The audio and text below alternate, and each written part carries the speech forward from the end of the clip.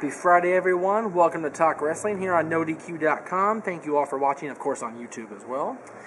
The weekend is upon us, and with the weekend comes Friday, which means yesterday was Thursday. So let's talk about Impact, since Impact's on Thursdays. Let's talk about TNA. I got a question here from Cutter Crosby 29.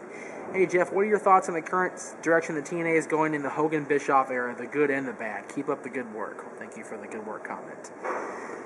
All right.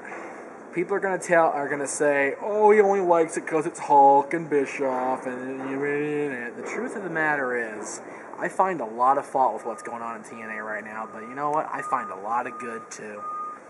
Honestly, I watched Impact last week. And yeah, the opening segment was a lot of talking and a lot of bullshit. But that whole segment just made me want to see the rest of the show.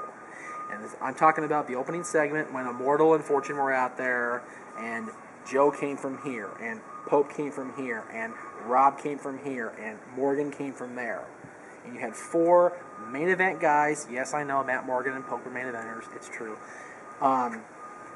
Confronting this force, this unification of evil that is going on in TNA right now. And that just, it made me want to see what was going to happen to those four guys for standing up to the new regime. You know, it made me want to, see how Matt Morgan was going to be punished for standing up to them. He got his punishment. Beer Money and Douglas Williams went after him. Of course, Doug got abandoned, and Beer Money, walked off. What I also liked about TNA last week was reaction. I gotta tell you, I never liked Jason Hervey. I never liked him.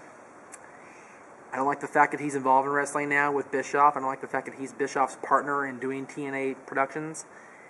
But I did like the fact that Bubba Ray roughed him up. That shit was funny. Brother Ray grabbed him by the scruff and almost took him out. That shit was awesome, and it looked real, which is what reaction's all about. That shit was funny. I was dying laughing on JJ's couch. That shit was awesome. By the way, shout out to my boys in Long Beach. I'll be back before you know it, trust me. And another thing that struck me on Thursday in the very opening minutes of the show was the unveiling of a new birth in life. It appears that Merman from the He-Man cartoons and the WWE Divas belt had a love child. And from the ceiling, the love child came. And it got strapped around the waist of Jeff Hardy. What the fuck is that belt? Seriously. And then I find out from NoDQ.com, my only source, that Jeff painted that first. That was his original design. Aaron, TNA is drug testing now, right? Okay. They're not doing a good job. Jeff Hardy's supposed to be on trial for this mess. Whatever he's doing, he needs to share. Because that is some chronic good shit for a belt like that to come out of his head. Ugh. It pisses me off that much more because I made a promise to myself when I had enough money that I would buy every incarnation of a world championship that's been in existence since I've been a fan of wrestling, which goes back 20 years. Which means now I have to buy that ugly thing if they ever replicate it. Ew! Gag me. Production note. Yeah. Good point. Thank you, producer. Overall, the Jeff Hardy heel turn has been very well done, in my opinion. And for TNA to be able to get a very pro-Jeff Hardy wrestling world to turn against him